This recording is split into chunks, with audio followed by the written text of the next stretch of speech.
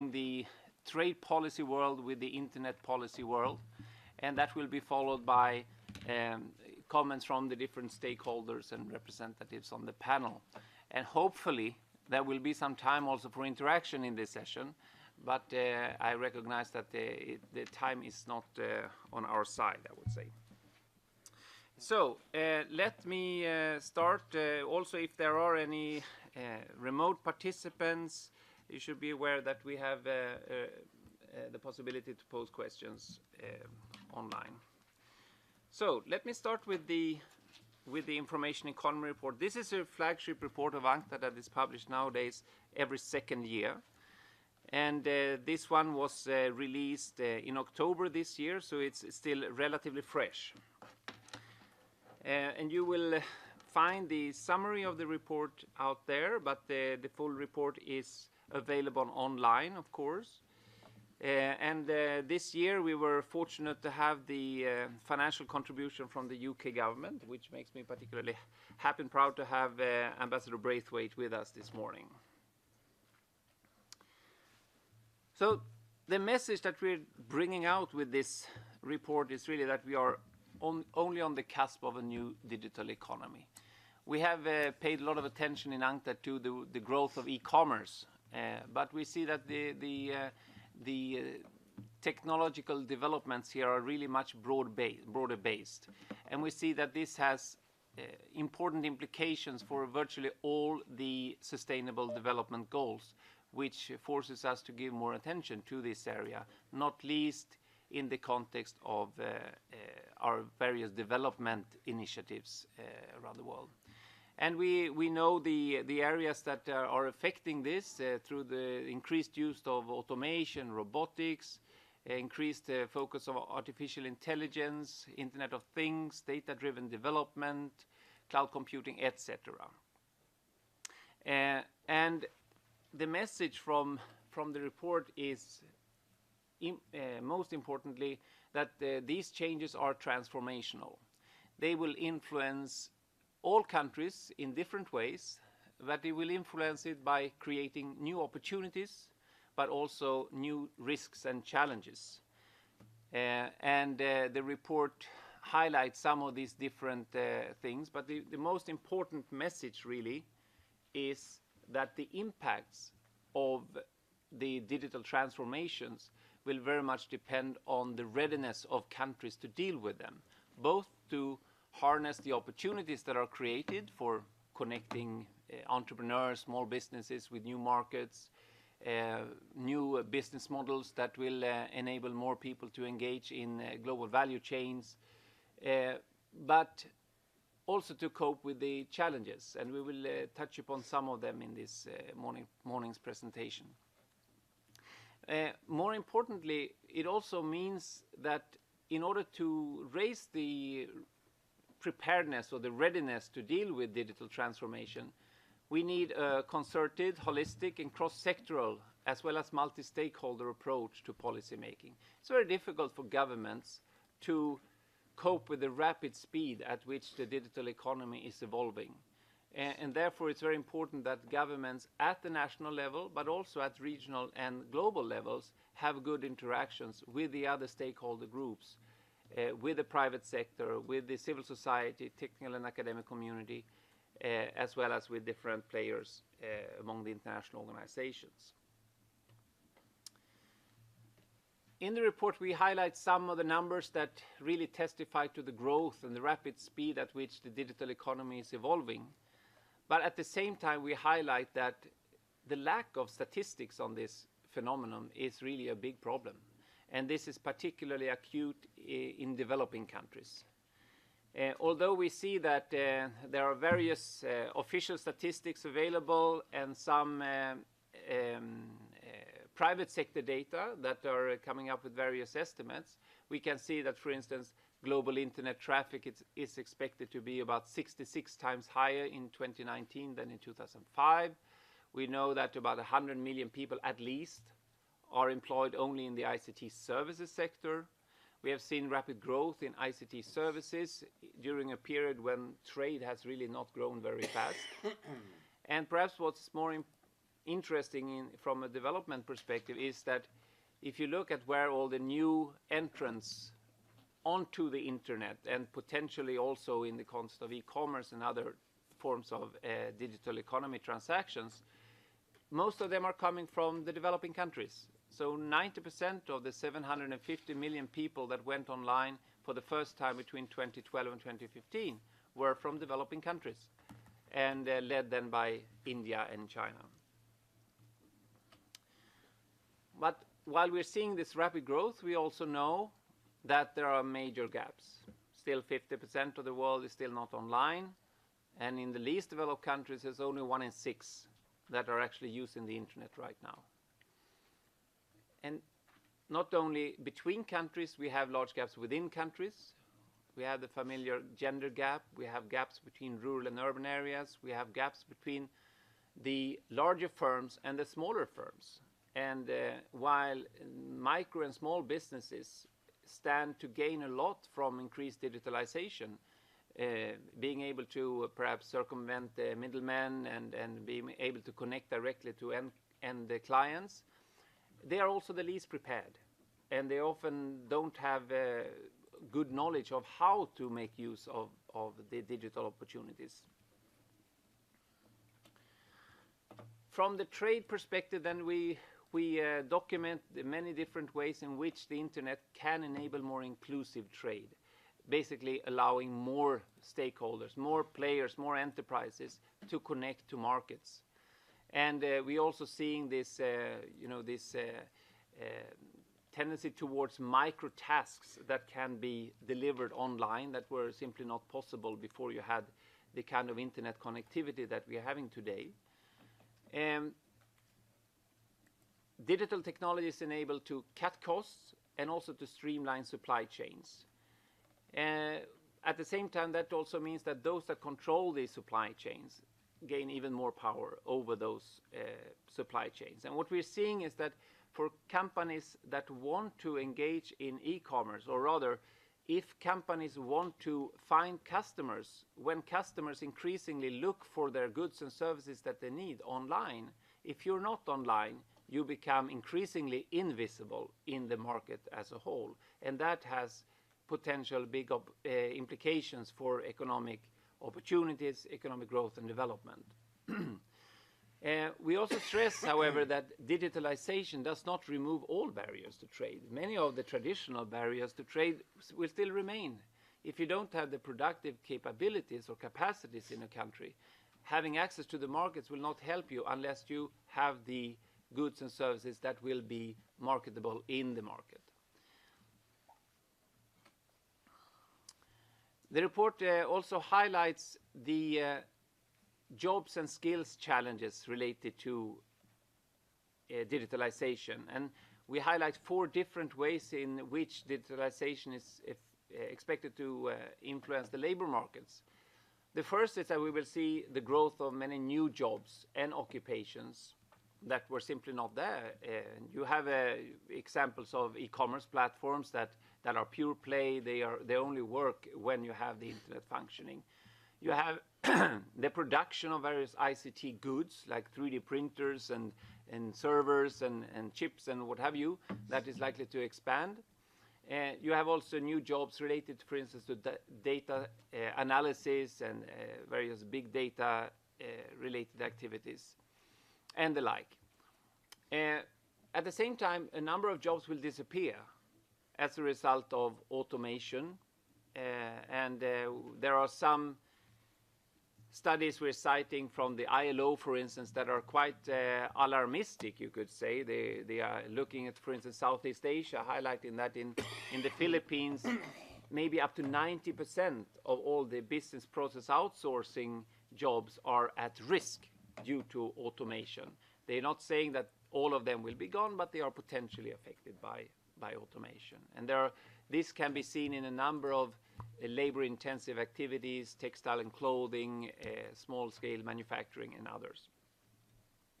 The third area is that the conditions of work will be affected.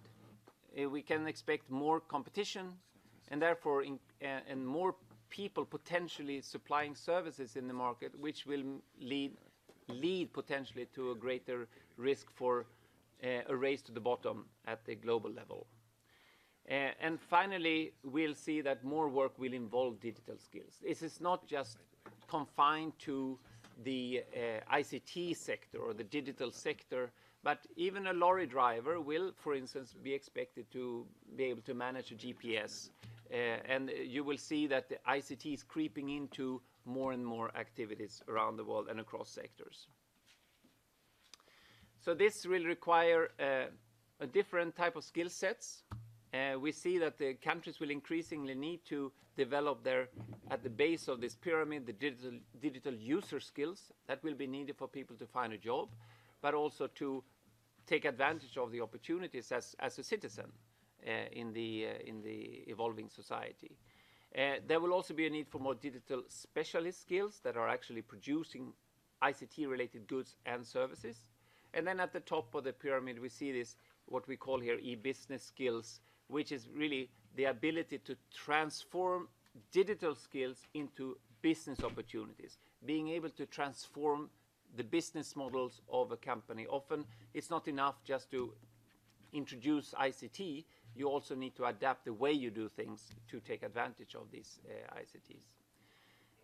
We also noting, for instance, that we already have big gaps in the market for certain skills. There is about an estimated 1 million cybersecurity job vacancies right now in the world, and this is expected to grow by another 50% until 2019. And then there are other areas such as data scientists, which is in short supply right now, but it's increasingly important for basically all sectors to take advantage of this. This is the theme and chapter 5 of the report that I think will be most discussed in today's discussion.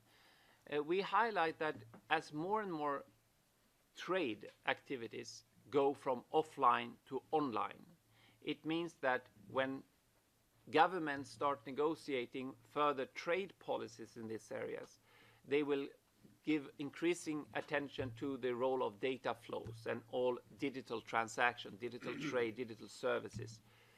And that means that it becomes increasingly important for governments to understand not only how trade works, but also how the internet works.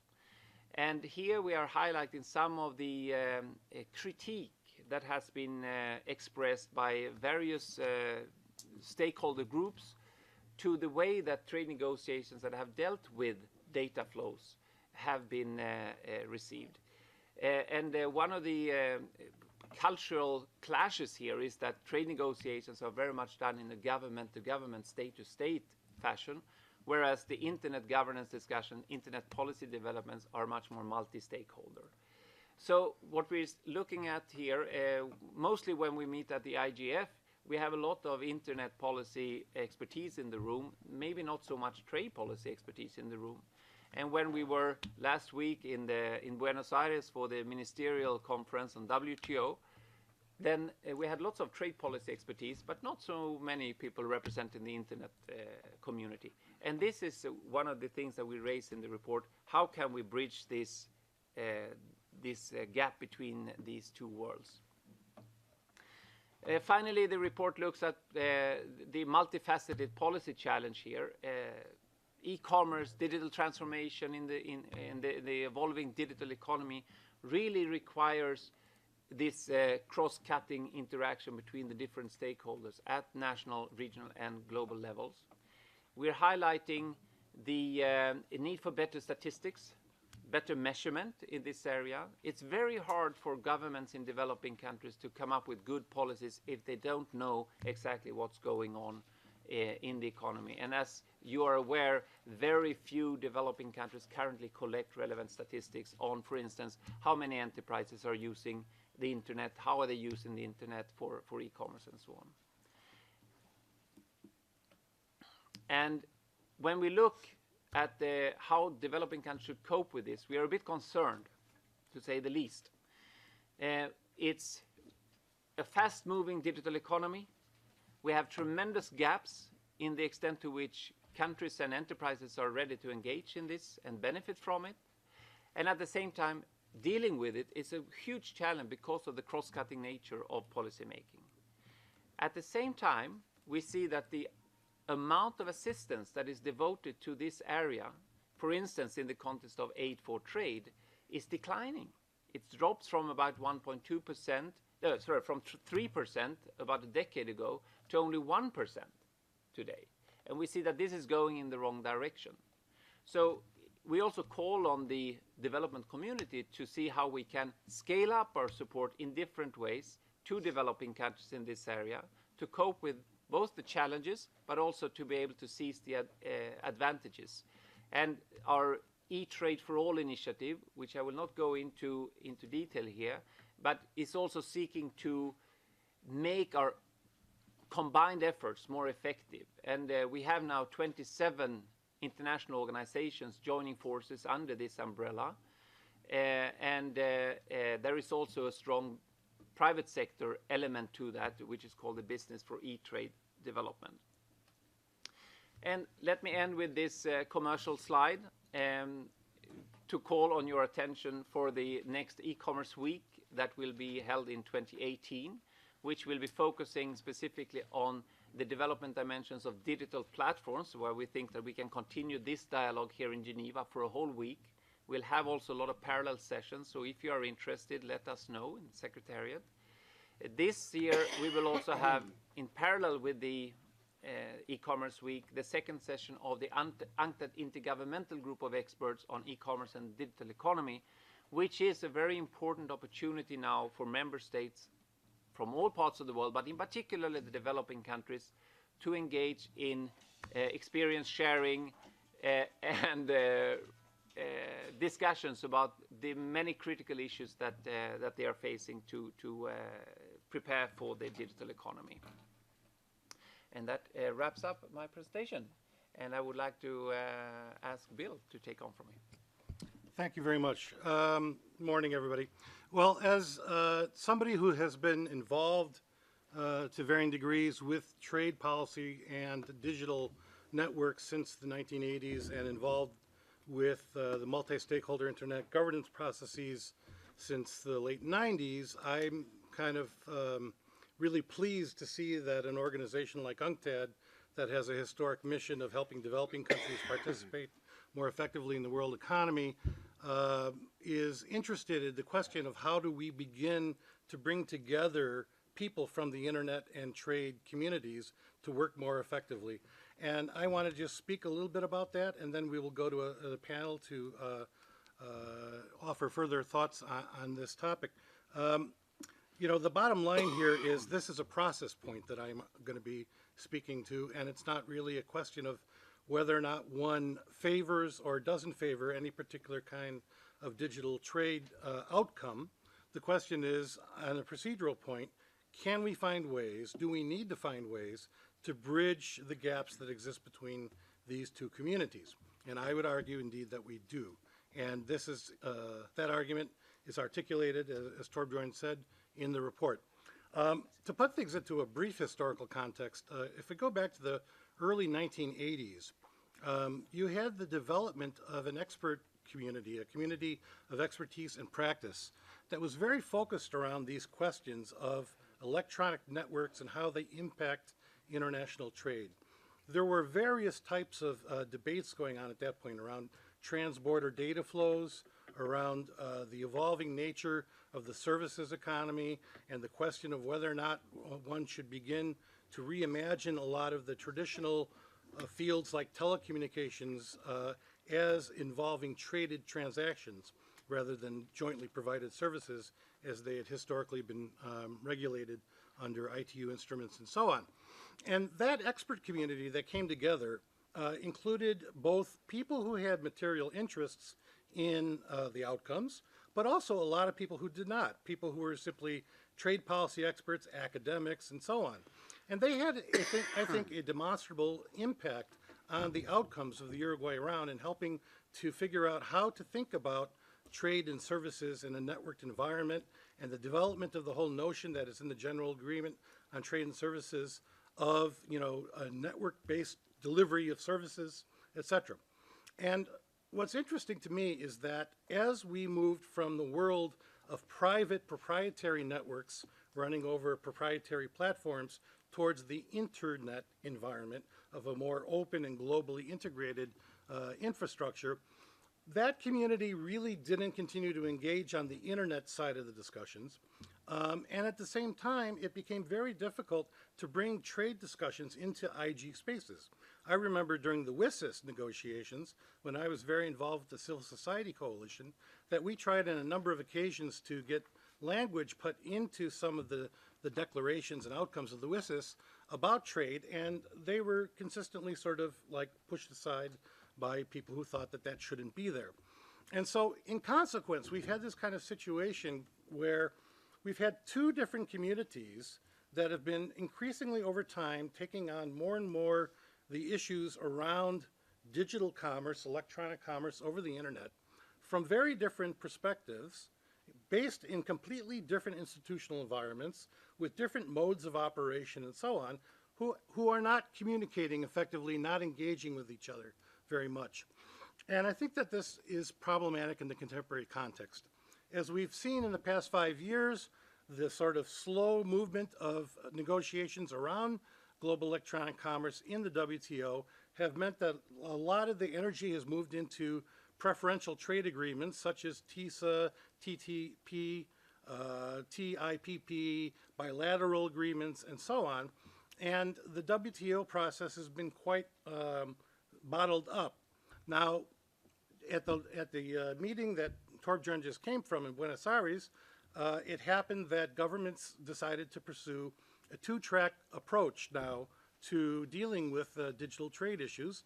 On the one hand, you have an agreement to continue to work on some of the issues in the context of the existing framework of the WTO and the different groups that are gathered around that. But there was also a joint statement on the part of 70 countries, including over 20 developing and transitional countries, a number of Middle Eastern countries, and so on, that said that we want to enhance the work of the WTO on global electronic commerce with an eye towards future negotiations on trade-related aspects of electronic commerce. And they're beginning a process in the first quarter of the new year to begin to take these issues on.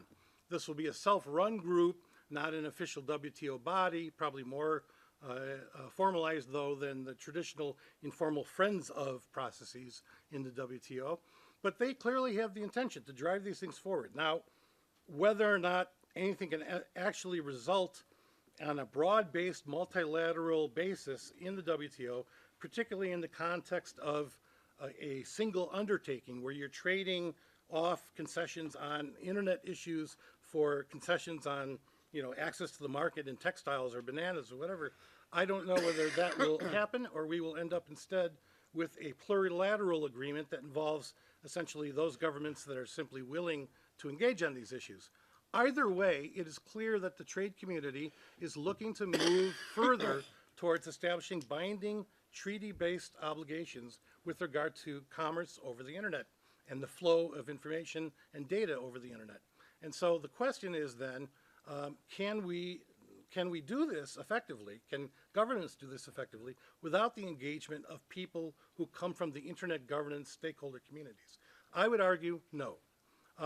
But the problem is that people coming from those environments tend to have a really different outlook, a really different approach to how one does things.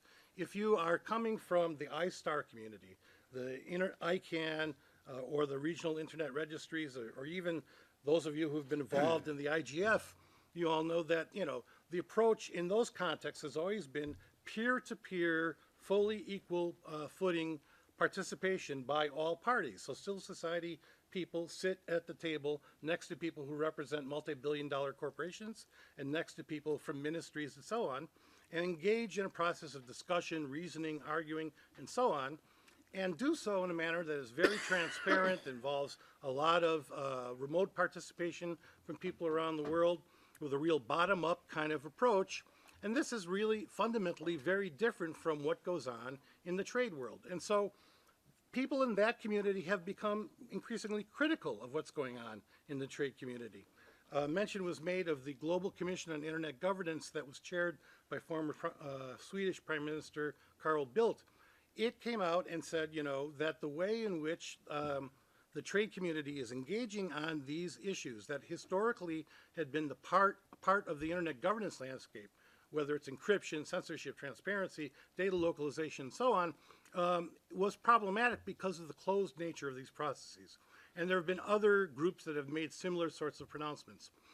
Moreover, many people from the internet communities have problems with the particular substantive outcomes that have happened from some of the preferential trade agreement negotiations with respect to issues like privacy, intellectual property, and so on. So the worry is that the trade process could go forward on an intergovernmental basis with people who are skilled at trade negotiations, but who are not deeply embedded in a holistic understanding of the internet and the way the internet works in the global information economy, but beyond the economy, also as a fundamental catalytic force for socioeconomic development.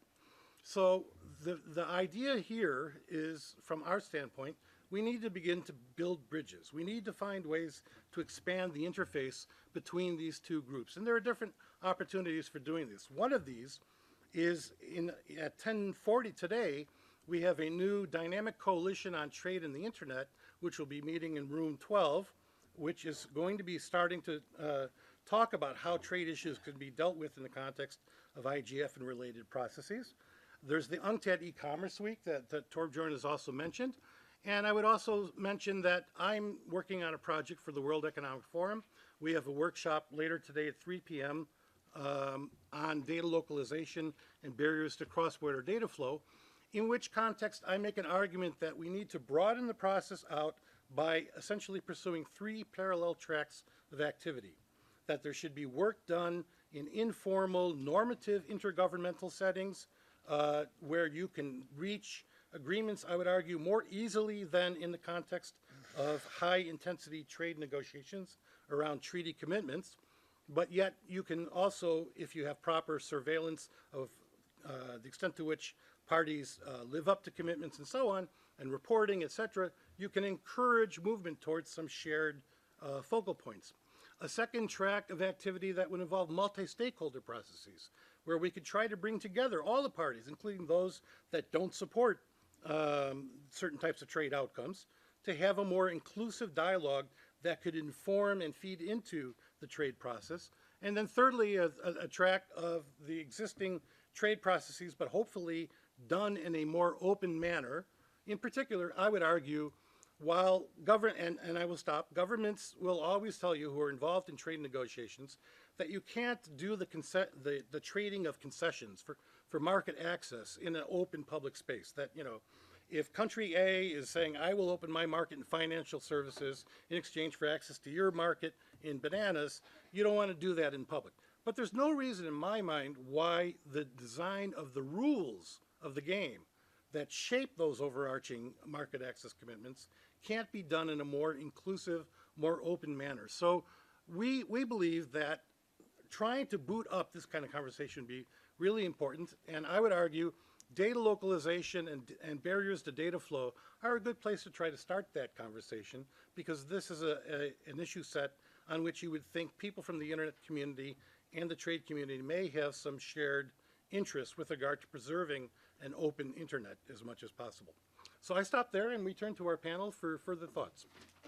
Thank you. Thank you so much, Bill. Let me turn to Ambassador Braithwaite.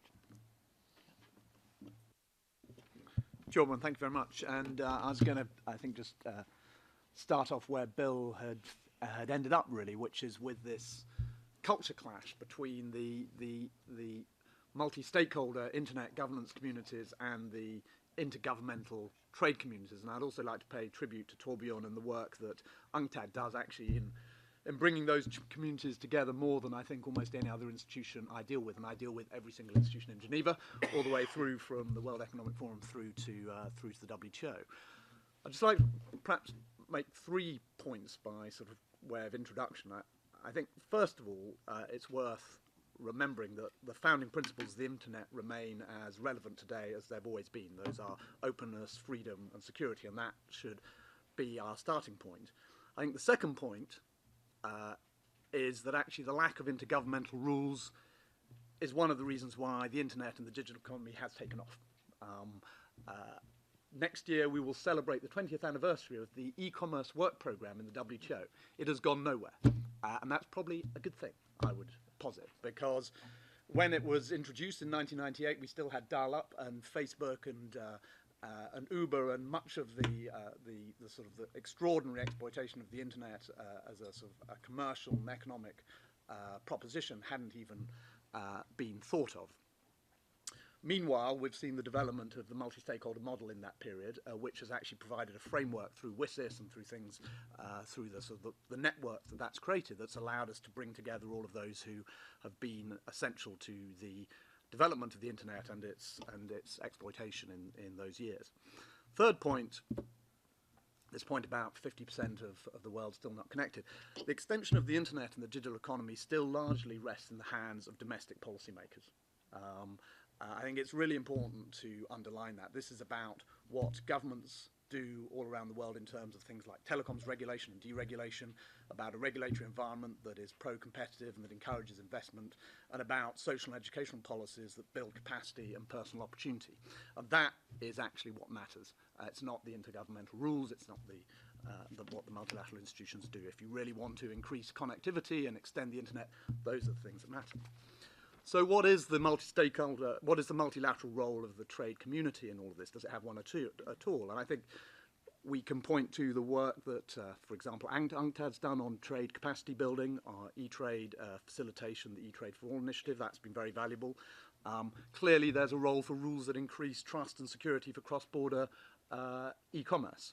And in particular, there's a point that Bill made, there's about what we can do to prevent the fragmentation of the internet, prevent the data localization, the barriers to data flow, often driven by well-meaning public policy initiatives to, if you like, regulate public policy in non-economic fields on the internet. You know, child protection online, privacy, all of these drive well-meaning people towards data localization. And those are people who don't deal with the economic consequences or unintended economic consequences of those policies. And you need to have a framework that doesn't lose sight of the enormous unintended economic consequences of pursuing well-meaning public policy in other areas online, which would lead to data localization and fragmentation of the internet. So to conclude, really, I think there is this culture clash between the multi-stakeholder model and intergovernmentalism. It is actually now worth really tackling this and ensuring that the trade community and the rules of trade do address the challenges of digital trade. But I think actually the positive thing coming out of what was otherwise a very disappointing conference in Buenos Aires last week is actually this flexible plurilateral process where 70 states have come together to look at how, what rules there should be in the trade system to underpin digital trade, but to do so in a flexible way. And I think one of their perhaps founding principles should be to do so in a way that's a bit alien to the way the WTO normally works, and to do so in a way that brings in actually those very self-same stakeholders that have been so essential in the development of the internet to date. Thanks very much. Thank you so much, Julian. And thank you for participating here. I think this illustrates also why Geneva is a good place to have this dialogue, because we have people like yourself that actually deal with both the internet issues and the trade issues, and you don't find that in many other cities among the government representatives. So that I think we have in Geneva a unique collection of institutions that can bring a very valuable perspective to these issues. Thank you so much. Let me now turn to Tarek Kamel from ICANN. Thank you very much for the invitation. Good morning, everybody. And I want to build on what Bill and what Ambassador Braithwaite have said, and start by sharing with you a few observations for the overall ecosystem of internet governance that is definitely affecting the debate of today. The first fact that the technology is evolving very fast, from Internet of Things to blockchain to artificial intelligence, and even the current technologies that we have known for many years are also taking us forward very fast. This is the second fact, that this is affecting different sectors, not anymore the internet sector, but different services sector. For example, we see that very clear in the transport sector and in the financial sector, as well as in the tourism sector. We call it the Uberization of economy. It's not only in one vertical sector, but it is covering a different sector. The third fact is that the technology evolution is much faster than any legislative making machines in any government or any parliamentarian environment. I hope you agree with me in that as such. And the fourth fact, that the next 2 billion internet users are coming from the overall, what we say, the global south, from India, China, Africa, and different parts of the world. How does this affect the governance model of trade and the internet, and trade services and the internet? This, all this observation affecting the evolution of that is definitely a good question.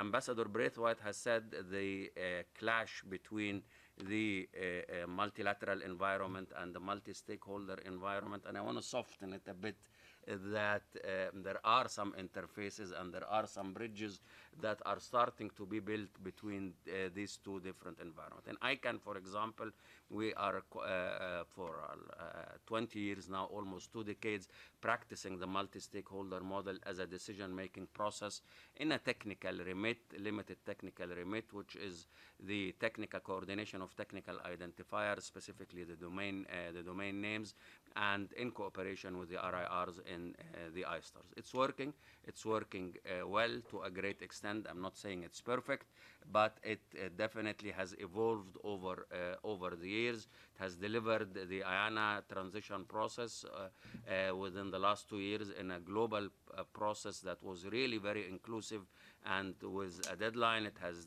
delivered the new GTLD program with the internationalized domain names, and we have seen that the community has come up with a new governance model that empowers the community, that provides additional accountability as well for the operation of ICANN, and that makes sure that the global community really has oversight as much as possible. It is definitely not without challenges, because sometimes decision-making in a multi-stakeholder process needs time. Globalization in the multi-stakeholder process is also definitely an issue. To be completely inclusive from different parts of the developing world in complex issues is definitely not an easy thing. And but it shows definitely that still there is need for newcomers to come in. There is need for further capacity building programs that we are doing for newcomers and the Government Advisory Committee, as well as in the domain name constituencies from the underserved region in a demand-led engagement.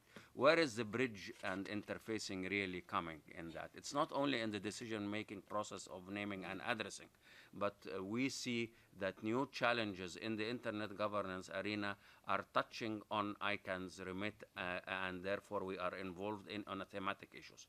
Privacy and data protection has been mentioned. So we see a challenge when it comes to GDPR for ICANN to be included really in the debate, and to ensure that the contracted parties that are running the domain name systems all over the world and in Europe are really compatible with the new regulations in Europe and elsewhere when it comes to privacy and data protection. We see it in jurisdiction. More and more voices are asking for a domain name resolution, dispute resolution based on different jurisdiction. We see it in cybersecurity.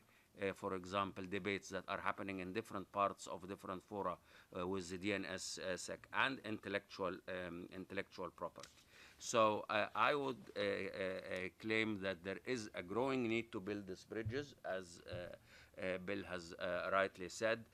ICANN has been trying as much as it could to demonstrate how do we participate in discussions in other fora, international fora that exist within our remit, and how we invite as well within the GAC and the other constituencies global fora to participate in the discussion and in decision-making process. So it needs effort and it needs investment, but I think the multi-stakeholder process has definitely its attractions and is taking us forward. Thank you. Thank you so much, Tarek, and I must commend all the speakers so far for sticking to the very strict deadline that we have to work under. And I think this privacy data protection is very much at the heart of it, I think. And it's not just related to the trade I mentioned. It crops up in the concept of human rights and other policy area that is also discussed here in Geneva. And I think we should just keep in mind here that this data protection is hard for all countries, even developed countries. But in many developing countries, more than half of developing countries, there is no data protection policy in place. So. Okay, let me now turn to our civil society stakeholder participant here, to Henriette, and then I'll go to Mariette. Thank you, Torbjörn. I'd like to make some comments in two areas, looking a little bit at the processes which have been discussed, and then some reflections on the report itself, which is a very valuable piece of work. I think the processes, there are concerns, I think, from a civil society perspective. Lack of transparency is one. And the trend, the collapse of international negotiations actually increases that. And that so many e-commerce and digital trade agreements are done bilaterally or with small clubs of countries just reduces that transparency. And Bill has already mentioned that. There's also an issue of lack of inclusion. We've had the recent issue of civil society being excluded in Buenos Aires. But even at national level, when there are e-commerce negotiations or discussions or policy development, it tends to be very limited. And particularly in developing countries, those practitioners, the small businesses, the people who are looking for economic opportunity through the digital economy are not at the table. Then there's also, with these preferential trade agreements, there's the risk that sometimes developing countries are pushed into accepting practices or agreements that don't allow them to be flexible in how they respond to local economic context. So they get tied into to practices which could, in fact, have a negative impact at a later stage. Then I think, Tarek has mentioned data protection. I think there's a trend in these processes not to look at data protection adequately. And again, in LDCs, the data protection needs of citizens are not affected. When they are considered, it's usually the data protection interest of large multinational companies. And then I think the other trend, which is a concern in these processes, is that critical internet-related areas of policy and regulation are not adequately integrated, like network neutrality, anti-market regulation that would ensure more competitive practices, lower barriers to entry, and addressing the fact that so much of the digital economy is relying on huge monopolies. We have platform companies in the internet, which are the largest monopolies we've ever seen, and so much of the digital economy is actually depending on them, but to what extent are they actually also a barrier to more diversification and more opportunity in developing countries? But I think some of you have touched on this. On the report itself, I want to just share some comments from David Suter, who is from ICT for Development Associates, a consultant who works in this area, works with APC, has a column called Information Society for All. He also does work with UNCTAD. And he had some very useful reflections on the report. I think the first thing is that not everything is going digital. So when we look at the digital economy, let's look at it in the context of how it impacts on the existing economy. We've had comments on job losses, but is the existing economy being strengthened? Is it able to adapt? So looking at that connection is important. Secondly, there are domestic and international contexts. And we need to look at regional context as well. Is digital trade cross-border within a region, or is it generally north-south? Are economic regions and being strengthened through this? Africa, for example, there's very little cross-border digital trade. And then, thirdly, the digital economy is not a panacea, and I think that the report does highlight that. and there's actually a risk of more exclusion. And least developing countries could potentially fall behind with this transition. But that does not mean they can ignore it. They actually just have to tackle this and find ways of addressing it and not being further excluded.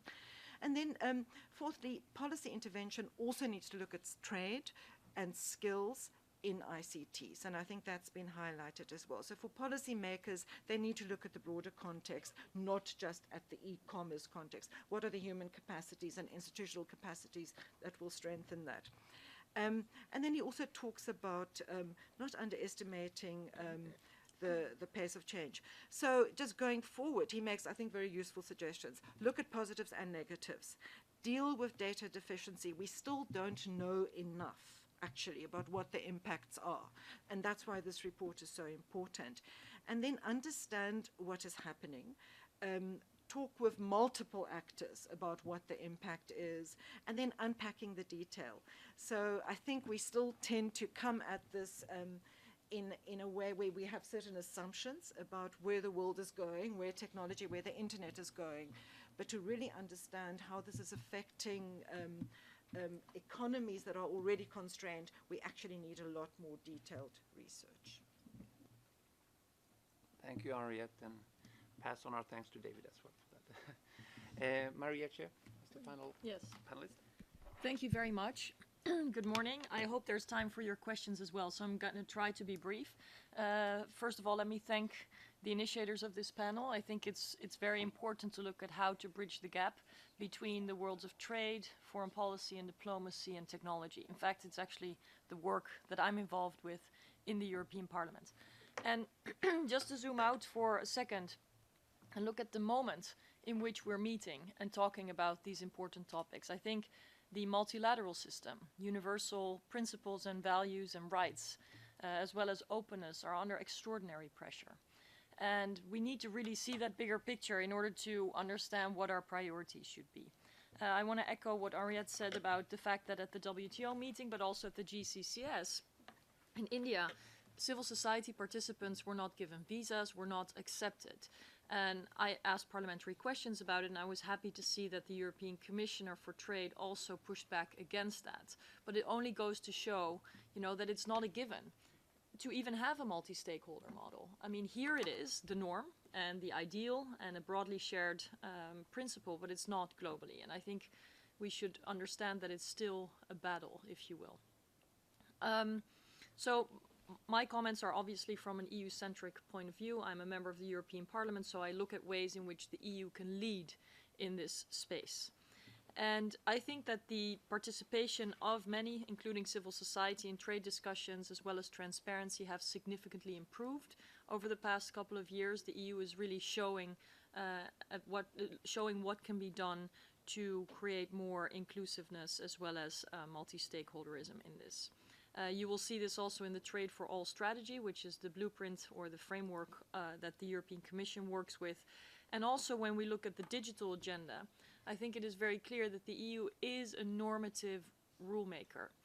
When you look at enshrining net neutrality in law, when you look at the General Data Protection Regulation, when you look at tax rulings that are being scrutinized and fined, you really see that there is a normative way in which the EU looks at what should be done as a set of rules in the digital economy. So, when I started looking at what the EU's position should be on digital trade rules, it was also very much about the relationship between what we do domestically, how it reflects internationally, and also what happens internationally and reflects on us in the EU, which is not entirely domestically, but you know what I mean. It's true, as Tarek said, that digitization is moving very fast and that democratic decision-making at least can in no way keep up, and I don't think authoritarian decision-making can either. So it's important to think in terms of principles and frameworks within which innovation has space, but where principles are preserved. And I think it is essential to recognize how much size matters, how much standardization in a significant market can impact the way global standards look, how important it is in this moment in time to put the public interest first in looking at that, and to recognize that it's actually also globally scaled companies that are increasingly involved in setting norms, in dictating through their terms of use, the choices they make, the choices their algorithms make, what is acceptable speech and what isn't. So it is really important to know that we are not, as policymakers, as public policymakers, the only ones looking at rules, looking at norms. There's a lot of de facto norm setting going on already. There are a lot of rules that are evolving even without public or democratic intervention. So the question is really, can we be rule makers, or are we going to be forced to be rule takers? And the importance of standards also in trade cannot be underestimated.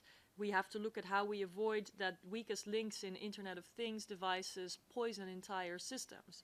We need to push back against forced data localization, which hinders trade, but it certainly also enables authorities to look at the data of citizens, often for control and repression.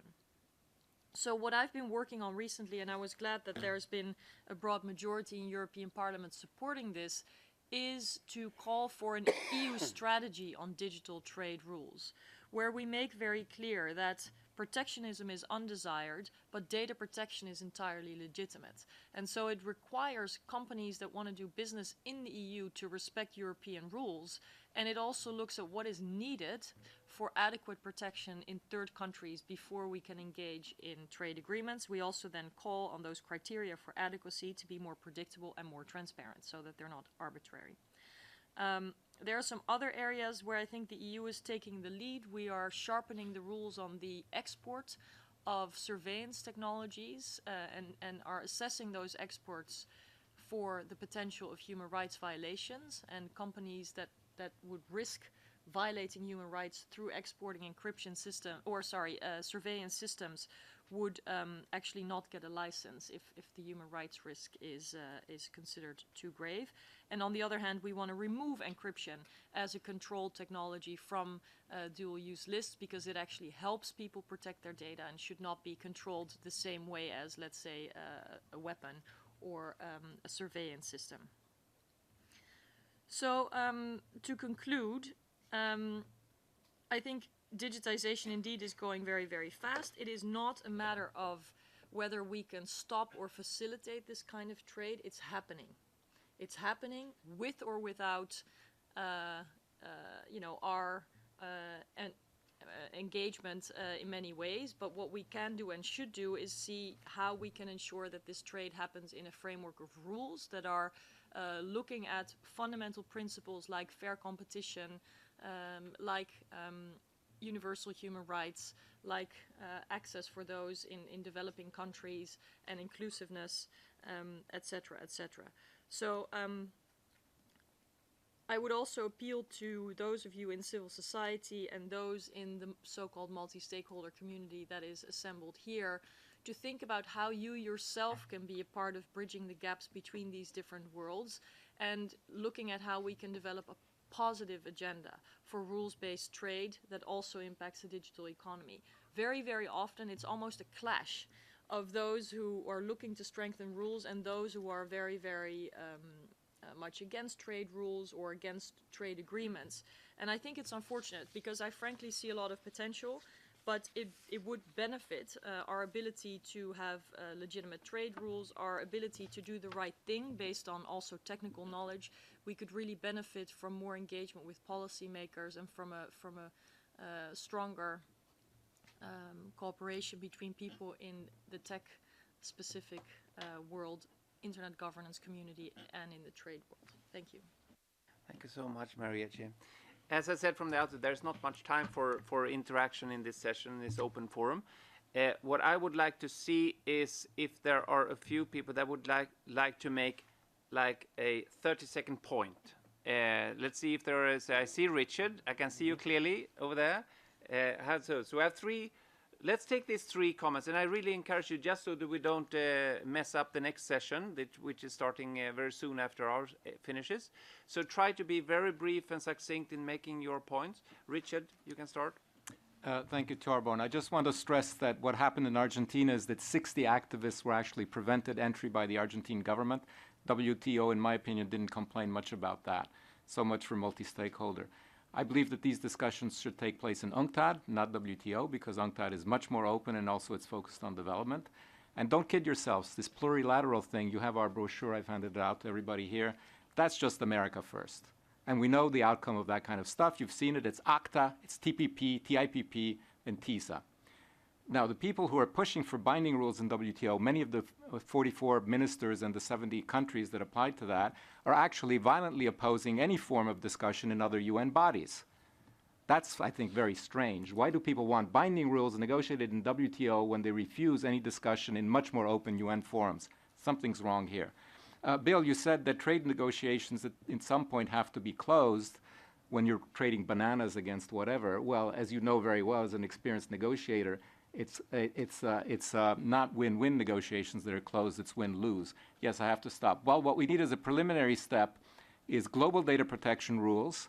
I think most people here would agree to that. But also, it was mentioned, global antitrust mechanisms. Until we have those, there's no way we're going to have equitable trade rules negotiated anywhere, in particular not in the closed system that is WTO. Thank you.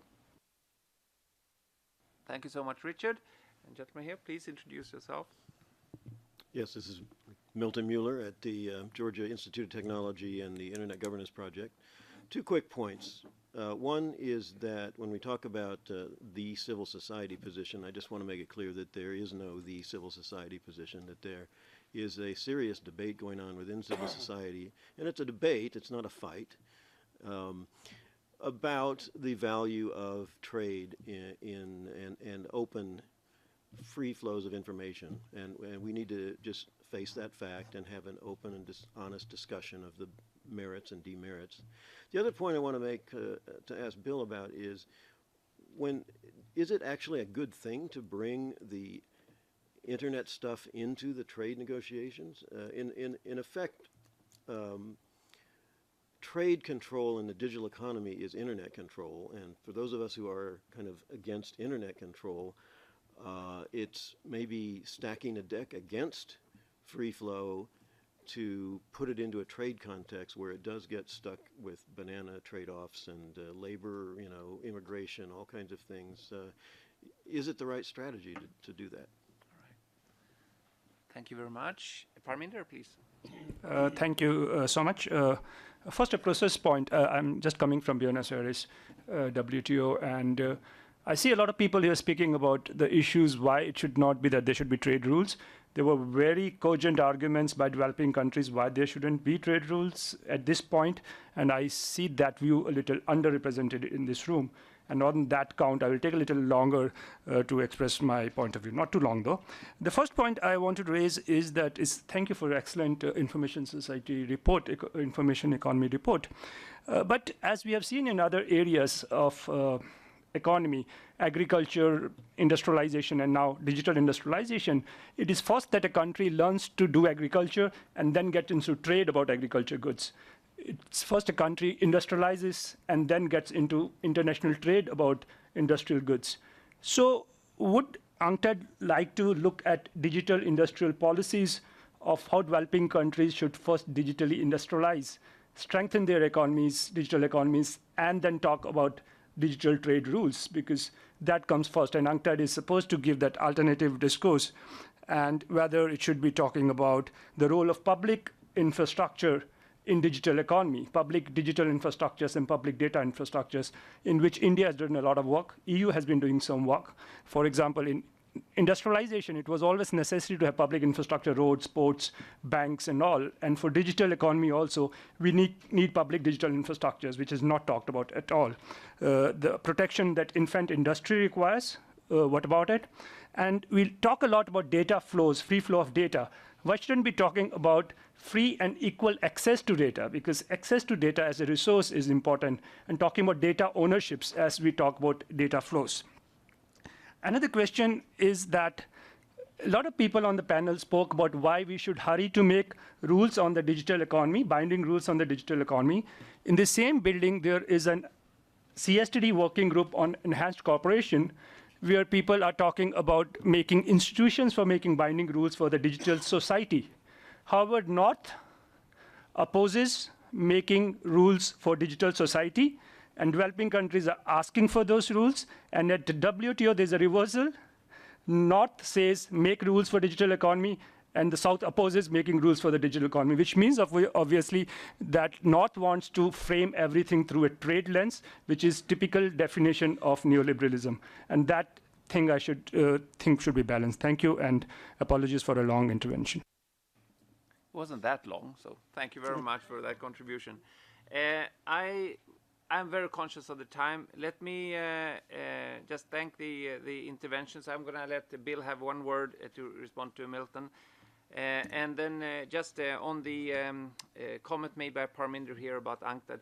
UNCTAD is not direct party to what goes on in WTO, but we see that this e-commerce and trade related to the digital economy is growing very fast. Our main concern is to make sure that developing countries and stakeholders inside the developing countries have as fair a chance as possible to take advantage of what is happening now. Which means that we'll put the focus on strengthening all the various policy areas that are needed to be able to take advantage and benefit from digital trade or e-commerce.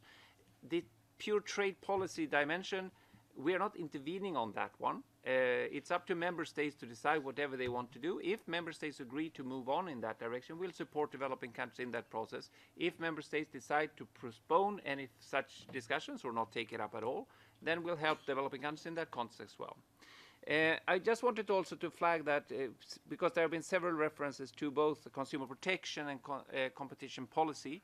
Here in UNCTAD, we have now 3 intergovernmental groups of experts that all have a bearing on what we're talking about today. We have the intergovernmental group of experts on e-commerce and digital economy.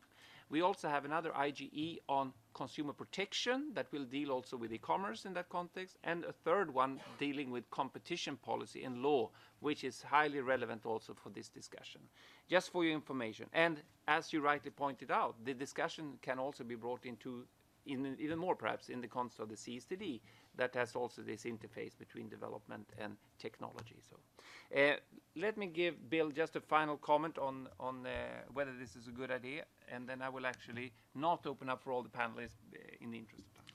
There's another panel in 5 minutes, so we have to go. But just real briefly, Milton, my view is that to the extent that trade agreements begin to work on internet issues, it would be better to have a freestanding agreement. So I would rather see an agreement on digital trade that is not interwoven with all the other stuff. It worries me when in TISA and in other environments, you get people saying, you know, I will allow internet openness in my country in exchange for, or conversely, when people say, well, there's stuff in this agreement that on other issues that I really don't like, on like giving corporations the right to sue governments or whatever. So therefore, I oppose the whole thing, and that includes the bit that might be helpful to internet openness. So my point would be that I think that the issues should be dealt with in a separate kind of agreement. That's my view. Parminder, I just want to say, I don't think everybody here was saying we should hurry up and have digital trade agreements. I think we were talking about the process by which this is going forward and the process by which we can engage on it. If you did what if the world did what I'm suggesting, I think actually things would move a little bit slower, because you have to have to get multi-stakeholder engagement and so on would require broader deliberation, broader interaction, and would not be a rush towards agreement. So anyway, I stop. Thank you. So with that, I'd like to extend a big thank you to all the panelists. We cannot resolve all the problems, but I think our brief interventions here have triggered some further inspiration for continuing this dialogue in various contexts. And UNCTAD is very ready to engage in that. Thank you very much, and a big applause for the panel. Okay. So, you got a full package of services at the end of the day from me. Yes, I'm very excited. But you've already been I wasn't the fastest in the world, but you know. No, it's only beginning. Huh? Hello, good morning. I'm Valerie Isumo, and I've been trading soft commodities 24 years. All right. And I would like to know if you can be part of the initiative for the e-commerce as a resource person or as If I only know more about the initiative, can I give you my card? Okay, thank you, and I give you mine. Because what I'm building now, I'm commoditizing and digitalizing treated wastewater All right.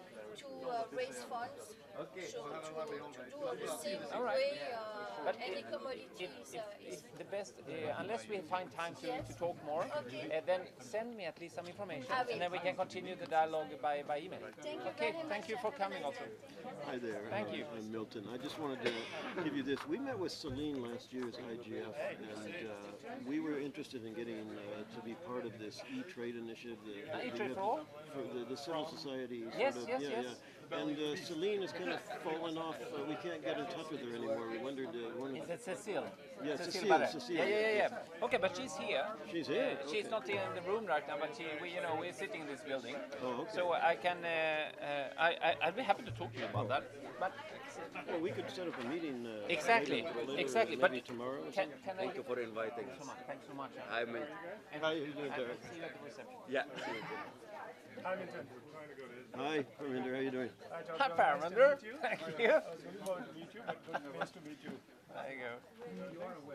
Thank you so much. Yes. So what I suggest, I'll follow up with an email, and then we decide when we can meet. You're leaving on Wednesday, Thursday, Friday? Thursday morning. Thursday morning. So let's meet at the latest on Wednesday, but maybe even this afternoon. Okay, great. Yeah. Very good. Thanks so much. You can set up a meeting as well whenever. Yes, we need to sit Oh, down. well, you can always read the transcript. And I want you to come to the IGE and the e-commerce week. The week, yes. That's